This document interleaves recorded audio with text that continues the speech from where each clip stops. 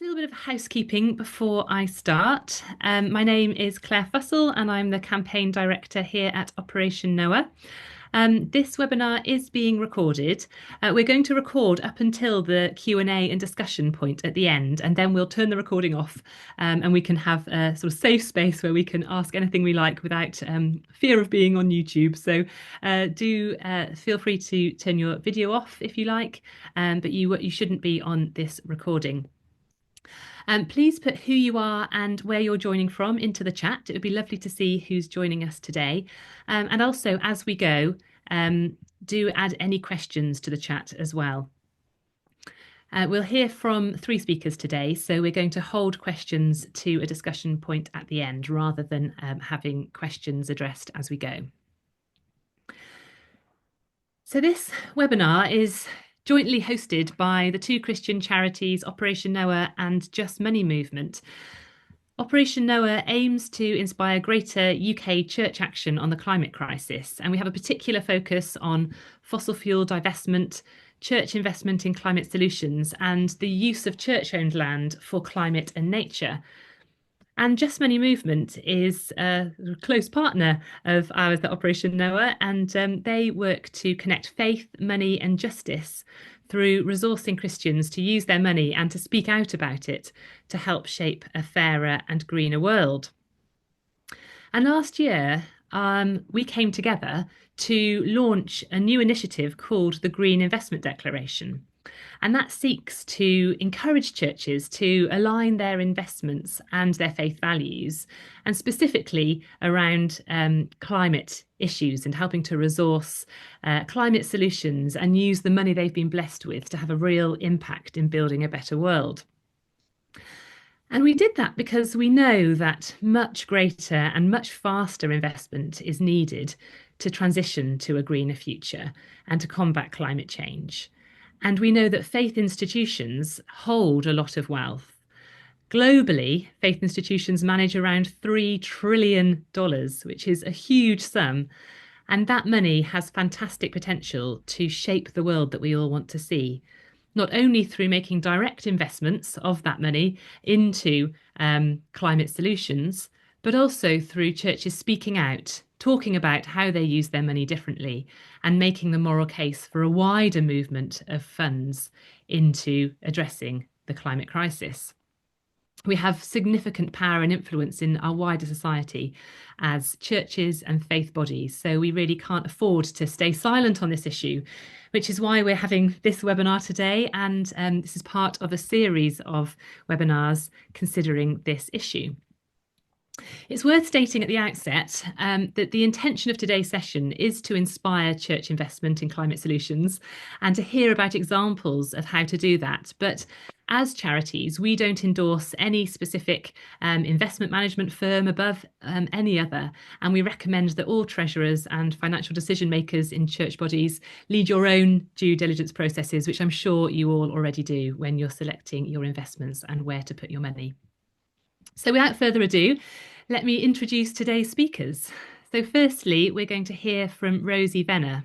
And Rosie is the Director of Movement Building at the Just Money Movement. And Rosie's really passionate about putting faith into action. And she's held previous roles doing just that at Christian Aid and the Diocese of Lichfield and the Student Christian Movement. So we're really pleased to be hearing from Rosie in a moment. Then we'll pass over to Paul Whitehouse, and Paul is the National Treasurer for the Quakers in Britain, who recently became signatory to the Green Investment Declaration, which is, as I say, this initiative for faith groups to move their money into climate solutions. And Paul has had a long involvement in ethical investments through the Quakers and will tell us about their road to green investment. And then we'll hear from Christophe Borysiewicz, who is a Methodist local preacher as well as a director of the Methodist Pensions Trust. And Christophe also has decades of experience in managing investments for churches and for charities, most recently through Greenbank. And so he's going to share some examples of how churches can use their money to help accelerate a much needed green transition. So a huge thank you to all our speakers for sharing your time with us today. So I'll hand over now to Rosie, who's going to give us some context about how churches and faith groups can join this journey to investing for climate impact. So over to you, Rosie. Thanks so much, Claire. Really good to be with you all today. Really looking forward to hearing from Paul later and also from Christophe. Um, Claire's done a great introduction. Thank you. For those of you who don't know, Just Money Movements, as Claire said, we support Christians in the UK to connect their faith, their values, their financial choices as individuals and through churches and institutions. And as a movement, we campaign for a more just and sustainable use of money by businesses, banks, and investors, all adding up to our vision of trying to shape a fairer, greener world. And we've been really delighted to work closely with Operation Noah on the Green Investment Declaration since its launch last year. I'm going to say a few words about the declaration itself, why the initiative is needed and important, and how you can play your part in raising awareness of greener investing and growing the number of faith organisations committed to investing in climate solutions. We'll share a couple of links in the chat later on that will help you explore the declaration for yourself, but just wanted to give you a little bit of context. Hopefully this will be a helpful introduction to the declaration for those of you hearing about it for the first time, but also a useful reminder for those who've been to some of our previous webinars and are wanting to start to talk to others about the declaration, or perhaps you've started on the journey with your own institution in considering signing the declaration, and it might be helpful to have a recap. So next slide, please. So the Green Investment Declaration has been developed as a response to the urgent need to end expansion of fossil fuel production and to finance a fair and just transition that safeguards nature and protects future generations. I don't think I need to say much more here in this call about the urgency of the climate crisis and the imperative to act. If you've joined us today, I'm sure that you know that things need to change. We need to reshape the economy away from a reliance on fossil fuels for the sake of all creation, particularly mindful of those who are already facing immense hardship. Communities in the global south who've contributed the least to the crisis but are carrying the burden. And so being here today and exploring the declaration is part of our solidarity with creation and with those communities most affected. Collectively, and Claire spoke about this briefly at the beginning, churches and faith institutions have tens of billions of pounds invested on the global stock markets and in funds.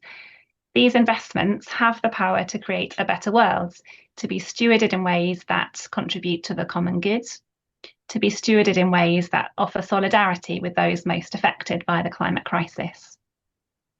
And while many faith institutions have joined the global divestment movement, and your church or your institution may be part of that, moving money out of fossil fuels by adopting negative screening in your investments so that you know what you don't want to be invested in, we want to see more churches and institutions explore positive investing, so taking action to align your investments with your values and your care for creation. And by signing up to the declaration, you can, like this example from the Society of the Holy Child Jesus, who are one of the early signatories, articulate your values and take steps to ensure alignment of investments in ways that are consistent with those values. And it's really encouraging that there is a growing movement of faith groups looking at how their investments are aligned with their net zero commitments and their climate action. There's definitely increased knowledge about the climate crisis amongst the grassroots of faith communities and those involved in financial decision making. And it's great to see so many of you on the call today. We know what we need to do, and we know that it needs to happen at pace, but there is still work to do. I think it's quite a mixed picture out there. There are some institutions taking a really pioneering approach when it comes to investing in climate solutions, others who will be more cautious, and maybe some for whom investing positively is very far from being on the agenda. Next slide, please. And this is where the Green Investment Declaration comes in to help people who are at different stages on that journey towards considering positive investing. The declaration text, we've got the link in the chat there to where you can read more about it and read the text in full. The declaration text sets out what we are asking institutions to sign up to. It's acknowledging our obligation to act, rooted in the values of our faith. It's a commitment to take a step on the journey towards positive investing in climate solutions. and to publicly declare this, encouraging others to consider taking action too. And I'll say a bit more later about why we are asking people to do this publicly and why we're asking people to share the story of their own investment journey. It's perhaps worth me saying briefly what we mean by climate solutions here. We may be able to explore this later through the other presentations and in the discussion. But broadly, we're using the definition of climate solutions used within the EU taxonomy tool, which helps investors transition to a low carbon, resilient and resource efficient economy. The climate solution makes a contribution towards at least one of 6 environmental objectives: climate change mitigation, climate change adaptation, protection of water and marine resources, transition to a circular economy, pollution prevention, and the protection and restoration of biodiversity and ecosystems. So that's the breadth of what we can consider under that umbrella term of climate solutions. And also those activities, that positive investing must also do no harm to any of those other areas of action. And within your own institution's engagement with the declaration, you may look to further define what you understand as climate solutions and where you want to particularly focus, where your interests are. And we hope that the declaration is an educational tool in that sense, that it can help you explore what climate solutions are and how you can get involved. Next slide, please. You'll see again when you go to the declaration website that there are 3 different levels that you can sign up to, allowing you to work through the steps as an institution or recognising where you're currently at. So we have the steps of acorn, sapling and oak, and they're linked very closely together. So that the place where you might enter, if this is something that you are thinking about as an institution or a church for the first time and just beginning that exploration, would be about signalling your intention to invest in climate solutions within the next 2 to 3 years. And as part of that, and as part of signing the declaration, you'd be looking closely at your investment policy to reflect the values of your organisation and its intention to invest in climate solutions. So it's about making sure that within your investment policy that intention is recorded. At the next step, at sapling level, you would have already made and spoken publicly about your first investments in climate solutions and have made plans for further investments. And at the level of oak, you would have already invested at least 5% of your assets in climate solutions, and you'll have made a commitment to increase this within 5 years. So you'll have an organisational plan about investing for impact. So you'll see that in this journey that we hope people will take, there's both a reflection in policy and documentation about your intentions, but also in communicating the investments that you are making. Next slide, please. So yes, I just want to say a little bit about why we're asking people to sign the declaration and to do so publicly. When you sign up, the steps that you'll go through is you will send us some evidence within your policy documentation to where you think you are on those levels between acorn and oak. We work closely with Faith Invest, who are able to review those documentation and have a look and let you know where you are at within those 3 levels. And then once you've gone through that process with us, then there's a suite of resources, the logo and template press releases and ideas for you to use to communicate the way that you signed up to the declaration. And the reason why we ask you to do something publicly about it and to say something perhaps on your website or social media to share the story of your own investment journey is because faith-based institutions have a really important role to play in that public voice. They've played a really important role in divestment movements. Many faith groups have been pioneers in ethical investing and will be a really significant part of growing the movement for investing in more positive climate solutions. The declaration enables each of us, in this very practical way of looking at where we invest our institutional assets, to commit to action on the climate and nature crises and to bring others along with us. And that's why amplifying and speaking up and sharing experiences and knowledge is a core part of the declaration. It's built into all the levels, that expectation that signatories will talk about investing in climate solutions with others in their networks. We'll talk about their own motivation for signing a declaration, and will share their story with others. Next slide, please. And when you sign up, or as you're exploring signing up, you'll find that there are lots of resources to support you. So there's a church investors guide, and there's an FAQ that you can share with those who are financial decision makers in your institution. There are case studies from people who are already signatories about the process that they have been through. And on Operation Noah's website, there are lots more resources there, perhaps for those who are more involved in the grassroots of institutions, in local congregations, who want to understand more about this, who want to know more about the declaration. But there are lots of template resources that you can use there to grow support for signing the declaration amongst your organisation. And as you join, there's also a programme of support along the way. We want to hear from signatories about what they need and what they'd like to share with others.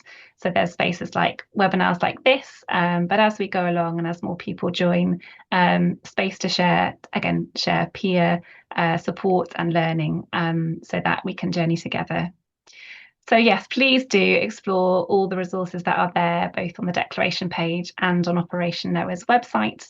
And yes, let us know if you have any questions. But for now, I'm going to pass on to Paul Whitehouse from Quakers in Britain, who's going to share with us the story of their investing journey that they've been on.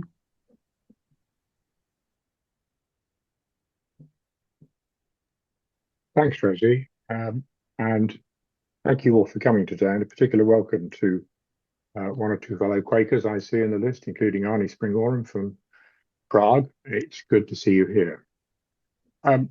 Just over a couple of weeks ago, I was at a seminar in London being run by an investment house. There was a depressing presentation on the way the gaps were widening between the rich and the poor, and some useful insights into where the world economy might be going. But the next speaker was much more interesting.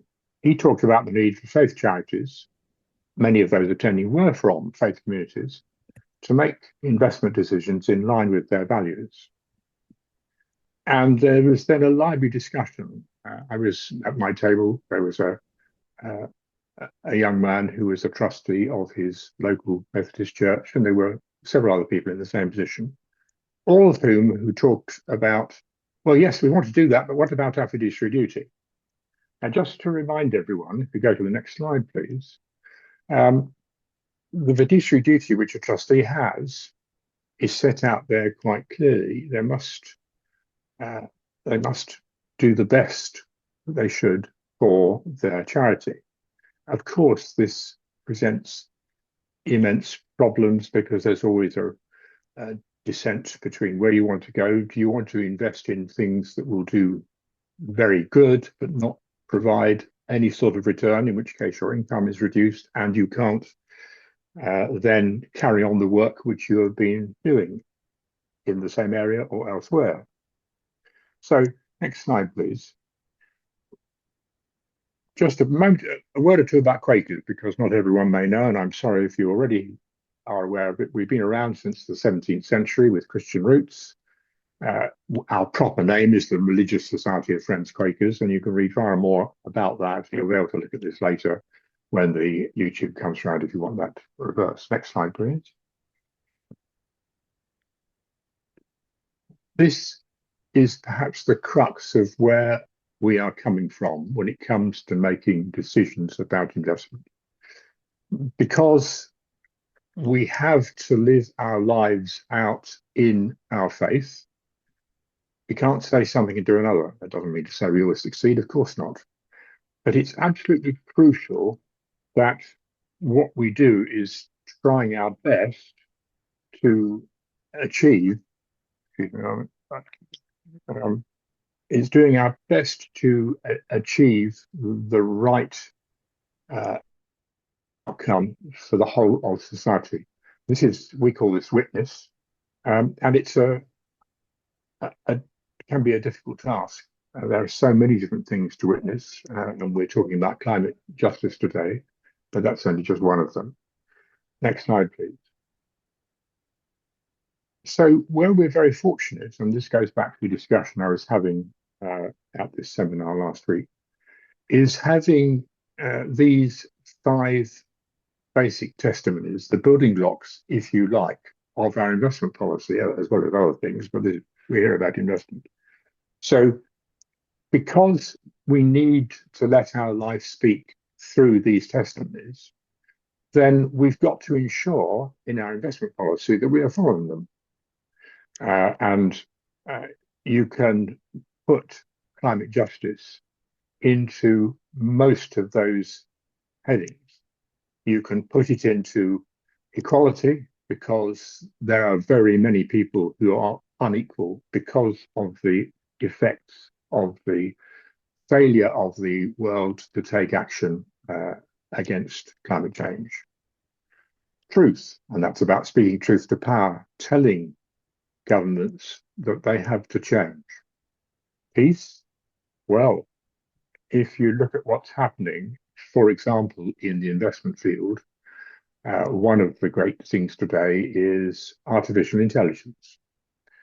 Artificial intelligence requires massive investment in server farms because of the volume of computing power required. Those server farms are being built in places where there is little water to start with, and their thirst for water and their thirst for fuel to keep them running is enormous. We all know that there are significant water shortages across the globe, and that expansion of artificial intelligence is going to increase that. And when there is no water, then there will not be any peace. We know that from going back to Genesis. They dug two wells. They called one of them trouble and the other one strife. Simplicity, well, I'll come to that at the very end. And then sustainability, which of course is very much about climate justice. So all of those things mean that we can draw up an investment, have drawn up an investment policy, and we've had it for a long time, which sets out what we intend to do. Next slide, please. So first of all, we've got to fund BYM work over the short and long term, of course. As I said before, we can't put our money somewhere that decreases the significant income we get. We have, with Friends Trust Limited, our denominational trust company, we have £35 million roughly under management. And that brings significant income streams which go towards assisting the work that we do in a whole host of areas, not just in climate justice, but in peace and so on. And we've got to make sure that we do our very best to maximize that income, but at the same time staying true to our principles and investing as far as possible in those areas which will ensure that we are going towards climate justice and other things which will fit our testimonies. So we invest in companies which align with our concern. If they're doing any of those things, that's absolutely splendid. And we avoid, as you expect, investing in enterprises whose activities conflict with our values. And you'll all be familiar with exclusion clauses. We have a very clear set of exclusions. But of course, you can't be 100% sure that everything is excluded. And so we have de minimis rules about what we may allow. At the extreme, if you're going to say that there will be no involvement whatsoever in all of the excluded subjects, you probably wouldn't be able to invest at all, because something somewhere will fall through. Somebody, for example, making quite a nice comparison to this.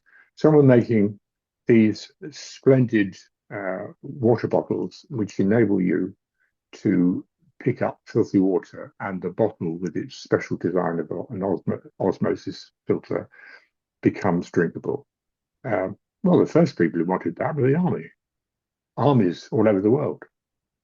So you wouldn't want to stop people having those bottles just because they would be used by soldiers.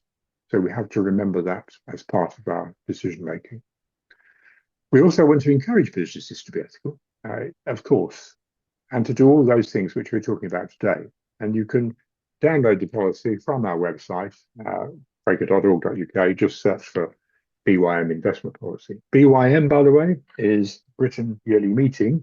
BYM trustees are the governing body for the central work of Quakers in Britain.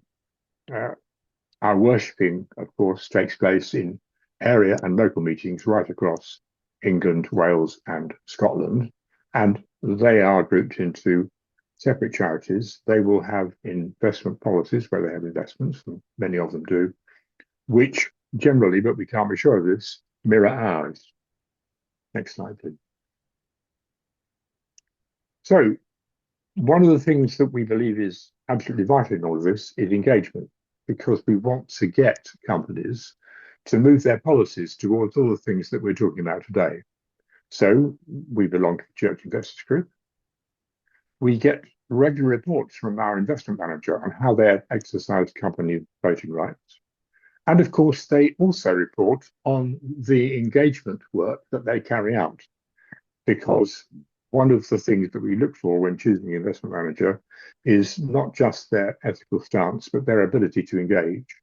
And they may be able to engage with companies for which, for example, we are not invested in because other of their clients are invested. And that's a help to be able to know that there is some pressure being put on from that direction.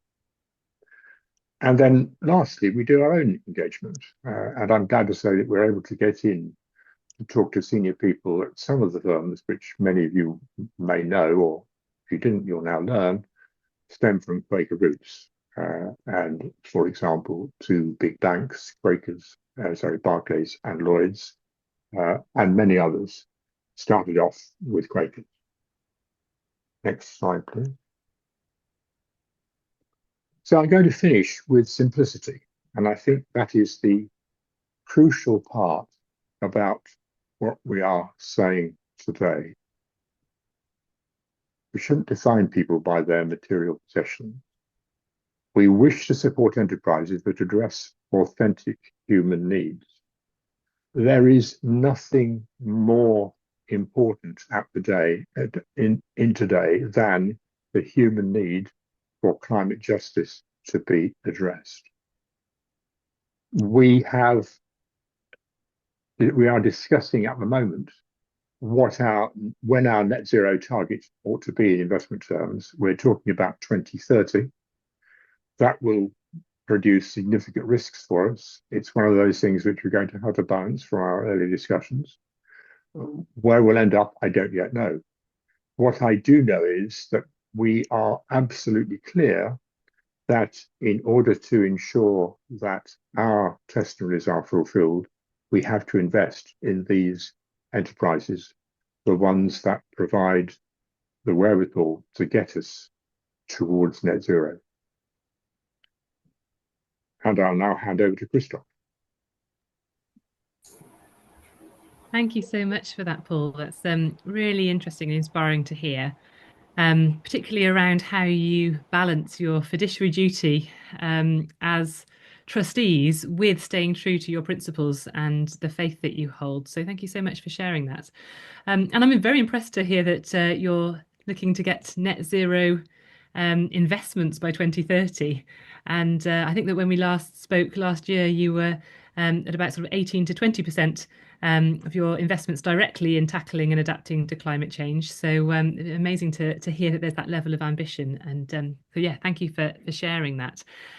I'll hand over now to Christophe. And if I can just spotlight you so everyone can see you, Christophe, who's going to talk to us a little bit about his role at Greenbank. So thank you, Christophe.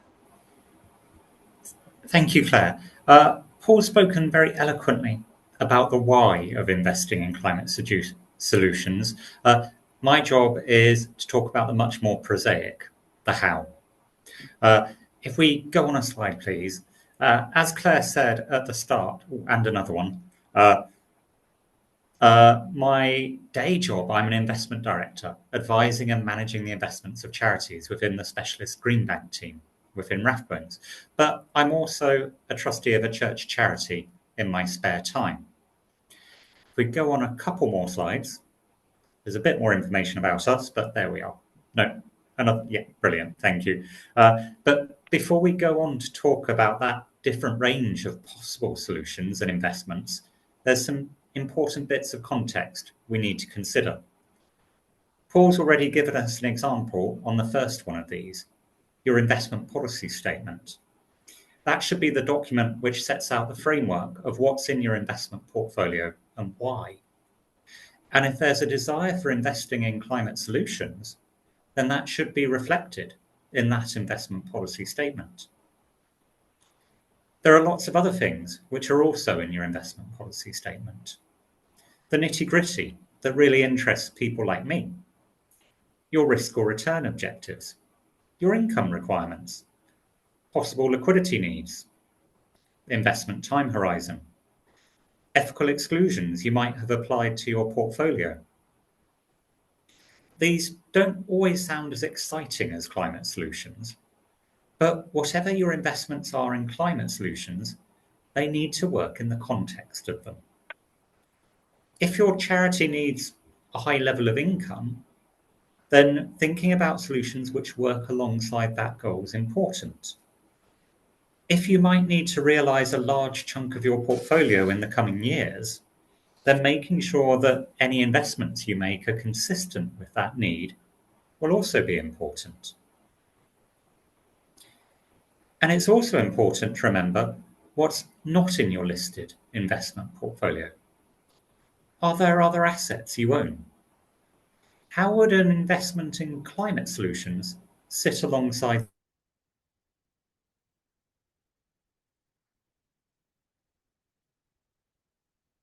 these? Are there impact solutions? Or vice versa? Lastly, and I realise I probably would say this, talk to your investment managers and advisors and find out what they're already doing and make clear what you want them to do. And before I go on, I'd like to highlight that disclaimer at the bottom of the screen. Can everyone hear me still? Sorry, I've just seen a message in the chat.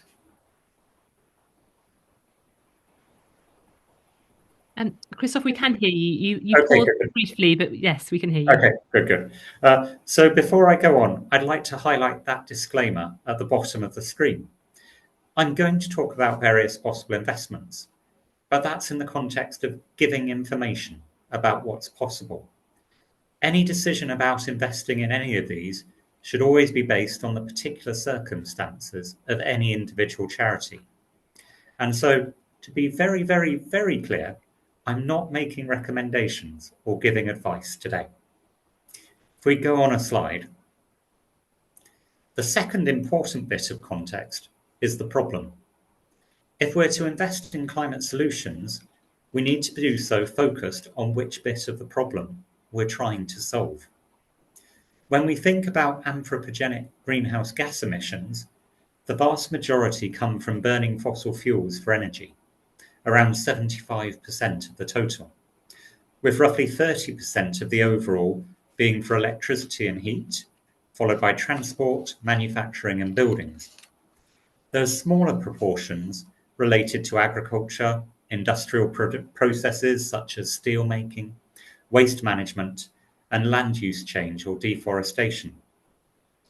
And when we think about solutions, these are the problems we need to decarbonise. And one result I'm always keen to highlight is that in the UK, we're very lucky to have the Committee on Climate Change, a body whose remit is to discuss what the pathways to decarbonisation look like. And whether you focus on the CCC's analysis or those of other bodies such as the IEA or the IPCC, it's quite clear that two of the key steps are the electrification of energy, things like heat and transport, and alongside that, the decarbonisation of electricity. Before we go to some examples, we should also be very clear that there are no perfect solutions to these problems, or companies with perfect ethical or sustainable track records. You can make criticisms about any or all of the possible solutions which follow. They could equally do so about any or all of the institutions we represent. If we go on a slide, I think there's a placeholder, so probably 2 slides. Some of the best known possible investments in climate solutions address those issues around electrification. Over the last decade, there have been a series of pure-play renewable energy trusts listed in the UK. Some have focused on wind energy, some on solar, some on UK assets, others with a broader international remit. The example in the slide has a diversified mix of technologies and geographies, and last year produced 6 terawatt hours of electricity, enough to power 1.7 million homes. Assets such as these typically produce plenty of income and had a strong investment performance while interest rates were low, though their share prices have languished the last 3 years. If we go on to the next slide, we can see a slightly less focused investment, though still very important to the decarbonisation of the electricity system, a utility like SSE, a company which plays a key role in that decarbonisation, both as a developer and operator of renewable assets, but also as an owner of the transition and distribution networks which need to transform to enable that system-wide change.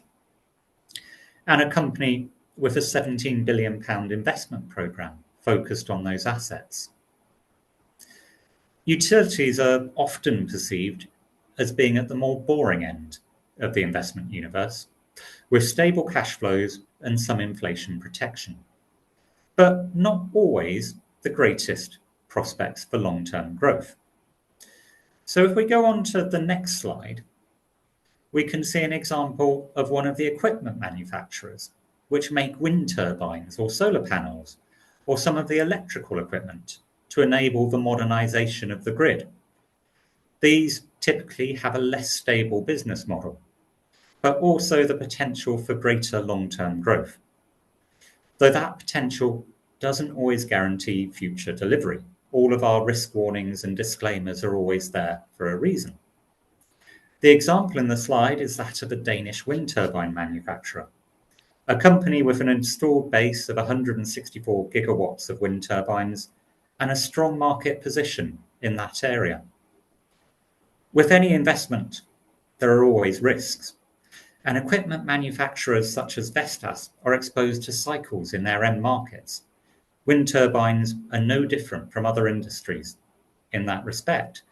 And so any investments in more cyclical areas need to fit into the structure of your overall portfolio and be consistent with the objectives of your investment policy.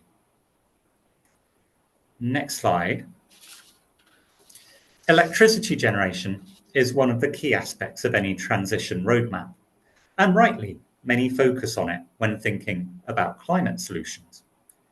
But we shouldn't assume it's the only step required. Many of the recommendations around transition roadmaps relate to slightly less immediately exciting areas, such as greater insulation on buildings or significantly improved efficiency in industrial processes. The example in the slide is Spirax, a specialist maker of pumps and steam products. And part of the decarbonisation roadmap involves greater efficiency and removing fossil fuels from crucial parts of industrial processes. And if we go on to the next slide, we get to something a bit more interesting. While that broader energy sector might be the largest source of greenhouse gas emissions, it's also one where the technologies to reduce emissions are largely proven and largely in existence. The challenges are around financing and deployment. But some of the hardest emissions to abate are those inherent in industrial processes. For example, in the slide, we're looking at green steelmaking. For those who can remember their GCSE chemistry, steelmaking involves not just vast amounts of energy, but also the direct use of coal as a means of reducing the oxygen in iron ore. There are nascent technologies which seek to use green hydrogen in place of coal and remove the carbon emissions from the processes. But to give you an idea of context, productions so far have been just 5,000 tonnes, a drop in the ocean. So any investment in this would necessitate involvement in steelmaking, one of the dirtiest industries at present, but equally might have the most positive impact in making one of those dirty industries clean. And if we go on to the next slide, I'd like to finish on a slightly different part of the investment process, which Paul also covered, but one which can deliver significant positive impact on society. Engagement, where investors engage with the companies in which they invest to effect change. That process historically wasn't contentious, but in recent years has been dragged into the culture wars, with many of those coalitions of investors who engage with companies, the likes of Climate Action 100 Plus or the Net Zero Asset Managers Initiative, being accused of cartel-like behaviour in the USA. It's important to have exclusions and positive investment in solutions in an investment policy statement. But it's also important to have a section devoted to engagement and to ask your investment managers about their engagement activities and membership of those multi-investor coalitions. I think all of us here want to see change and a movement down that decarbonisation pathway. And that requires all three of those aspects of our investment portfolios: positive investment in solutions, exclusions, and engagement to work together. And hopefully this has given you a flavour of different possible investments in climate solutions, how they might work within the context of your overall investment portfolios, and empowered you to speak to your investment committees, your investment advisors, and investment managers about implementing them. And with that, it's back to Claire. Thank you so much for that, Christophe. That's really, you managed to condense an awful lot into 15 minutes there. So thank you. Really interesting to hear about what the problems are and give some practical examples about the sorts of companies that we can be investing in that solve those problems. Thinking about the need to increase electrification and then decarbonise that electrification at the same time.